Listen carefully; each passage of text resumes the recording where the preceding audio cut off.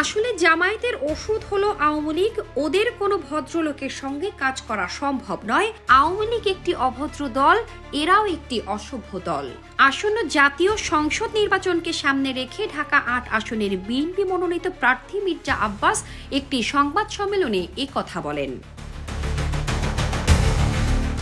তিনি বর্তমান রাজনৈতিক পরিস্থিতি ও নির্বাচনী পরিবেশ নিয়ে তীব্র সমালোচনা করে বলেন, জামায়াতের নেতাকর্মীরা ধর্মকে ব্যবহার করে ভোট আদায়ের চেষ্টা করছে, যা জনগণকে বিভ্রান্ত করছে।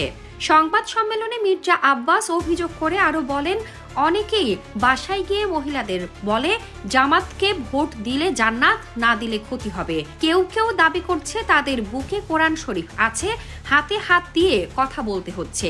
এসব বিভ্রান্তিকর কৌশল দিয়ে ভোট আদায়ে মানুষকে প্রতারিত করা হচ্ছে। তিনি আরো বলেন, নির্বাচন সামনে রেখে নানা ধরনের প্রার্থী আসবে, নানা কথা বলবে। কেউ বলবে ভোট দিলে জান্নাত, না দিলে জাহান্নাম। কেউ ভয় দেখিয়ে বলবে ভোট না দিলে কুপিয়ে ফেলা হবে। এসব কথার কোনো ভিত্তি নেই। মুক্তিযুদ্ধের সময়কার ভূমিকা নিয়ে বক্তব্য দিতে গিয়ে মির্জা আব্বাস বলেন, ১৯৭১ সালে যারা মুক্তিযুদ্ধের বিরোধিতা করেছে আজ তারাই বড় বড় কথা বলছে। দেশের মানুষ এসব ইতিহাস ভুলে যায়নি। আওয়ামী লীগের প্রতি ইঙ্গিত করে তিনি দাবি করেন, তাদের বক্তব্য ও আচরণ অতিরিক্ত আক্রমণাত্মক এবং সাধারণ মানুষ এসব আচরণ পছন্দ করছে না।